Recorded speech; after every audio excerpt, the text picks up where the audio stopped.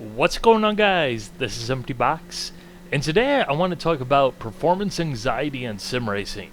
Gentlemen, are you having a problem making your tires last longer than 5 laps? All joking aside, this is something that I've been wanting to talk about for a while, but I've just never gotten around to doing it because I've recorded this video about 5 different times and I just never am quite happy with it. But what you'll see in the background is essentially me derping because everybody derps sometimes. And if I run out of footage of that, it'll just be some random stuff thrown in the background. But one of the fun things with running this channel for so long has been the fact that I've seen a lot of things come across my YouTubes. I've seen a lot of comments. I've read a lot of comments. I've read too many comments, for better and for worse. But one of the big things I feel has not really been discussed is that guy out there who's into sim racing, who enjoys sim racing, likes to talk shop about sim racing, but yet doesn't really actually enjoy sim racing for one reason or another. And I think there are a large amount of people out there that fall into that category. The number of comments I've seen from people who, essentially get down to at the bottom of it, they enjoy it, but they're constantly terrified when they're actually sim racing online of doing something stupid and getting yelled at by someone over the microphone in one of 82 different languages and 7 that are only known to species that live outside this galaxy. There's that guy that's out there that one of the first races he did online, he bumped into a car accidentally, and it was really just, Robin's racing, sometimes bumping will happen. That's just part of the sport, right? But instead, the other guy took it personally and decided that he was going to murder that man for that slightly innocuous bump and send him to the moon in a glorious blaze of sim racing crash physics. Really, the thing I have to say about these people is the fact that what they choose to do, what the other person chooses to do, what the person who decides that they're going to wreck you, what the person who's going to, throw 82 different curse words that you don't know what they mean because you don't speak that language, it says more about that person than it says about you. And that reflects poorly on them, not you. It's the same with the intentional wrecking guy. If someone wants to do that, they're going to do that, and you just need to accept it. At the end of the day, the way I see it, there's only 3 things that need to be said on voice chat, and often these can prevent a lot of these issues. Those 3 things, the only 3 things you should ever say on voice chat. If you're watching this video and you're a follower of the way I do things and you want to know how I believe you can have more fun with sim racing, the only 3 things you should ever say on voice chat are sorry. Yeah, the first one is sorry. If you screwed up, it's perfectly acceptable to say sorry. You don't even have to be Canadian.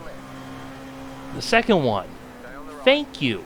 Someone lets you by or moves out of the way or something, just say thanks. Let them know it's appreciated. Sometimes you don't even have to say that. Sometimes you just key up the mic and you don't say anything. That's just kind of generally agreed upon way of saying, hey, thanks, type thing. And then the third and final thing is pinning in. And that's really only useful on tracks like Daytona and Talladega, where you're literally nose to tail, and if you start pitting in with a car behind you, it can be a thing. Beyond that, it's irrelevant. It doesn't need to be there. You should not feel like you need to have voice chat enabled. You shouldn't feel like you need to hear people bust out all of the colorful language and all the colorful languages that this planet has to offer, because you're not missing anything. And in many ways, you very well could be making your experience less enjoyable for yourself. Because believe me, you ain't missing anything. There ain't nothing good happening on voice chat, except for the times it does get hilarious because people are losing their marbles. But not everybody's looking for that in their experience that they're trying to have fun in the middle of a race with. I understand. Then, of course, you got the numbers guy. This guy is my favorite guy. The people that are suffering from this issue, you're close to getting over it because it's not a difficult thing to get over. It's just a matter of the mindset has to be changed, and then suddenly the world will be your oyster and you'll just get to enjoy the game and have fun without being paranoid. This guy, the first day he was wrecked on iRacing, and rookies, he immediately went to the forums to post a thread up about how the safety rating system is totally broken and it needs to be fixed because he got rear-ended and it wasn't his fault. So therefore, he shouldn't get an incident point. He's that guy. And there's one of those guys every third day on iRacing, judging by the forums. And those are just the amount of people posting in there, so it's got to be even higher than that.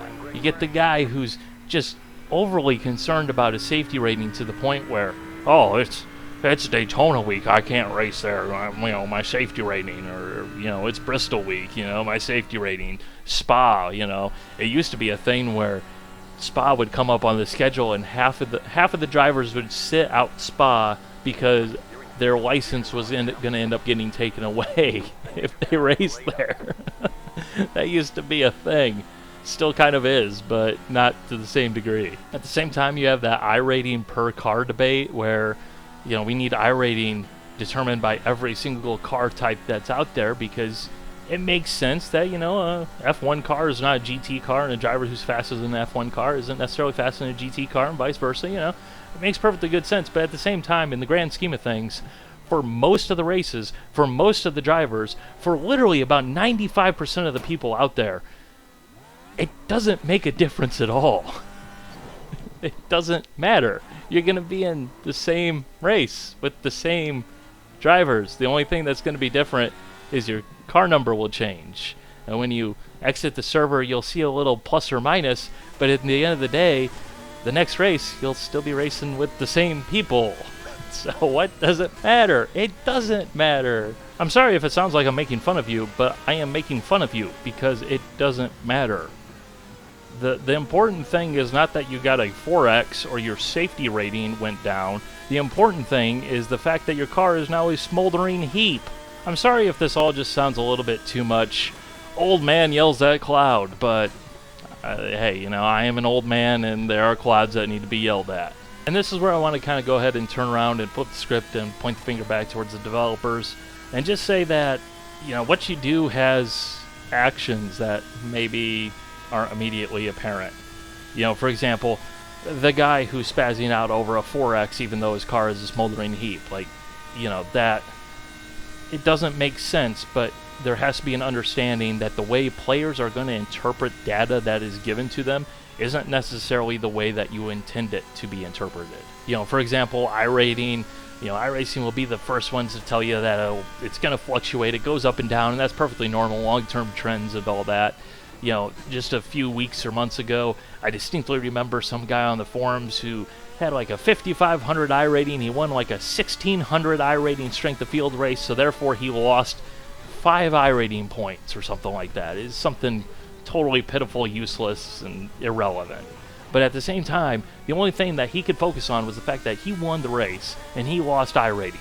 Even when it's very clear why that happened and it makes perfectly good sense within the system as designed, that's the only thing that he can see there. And to him, he got screwed over because he didn't do anything wrong. He did everything that he was supposed to as far as he was concerned, and he got quote-unquote punished. You're not going to be able to fix drivers wrecking one another and intentionally murderizing one another for things that are just totally normal racing and things that happen out there in sim racing, but you can help prevent people from getting overly data concerned and going crazy by paralyzing themselves with the numbers. It's kind of like Call of Duty. Anybody ever play Call of Duty? Alright, it was all fun and dandy until everybody started caring about their kill-death ratio and hiding in the corner, camping behind a claymore, because, yeah, that's the most quote-unquote effective way to play the game and quote-unquote win the game, but it's kind of also missing the entire point of the game. So let me know what you guys think. Let me know your guys' opinion on this. But yeah, I apologize for being an old man, but Hey Cloud, you get down here! Why you up there so high? Are you scared? Are you scared? Hope you guys enjoyed. Bye.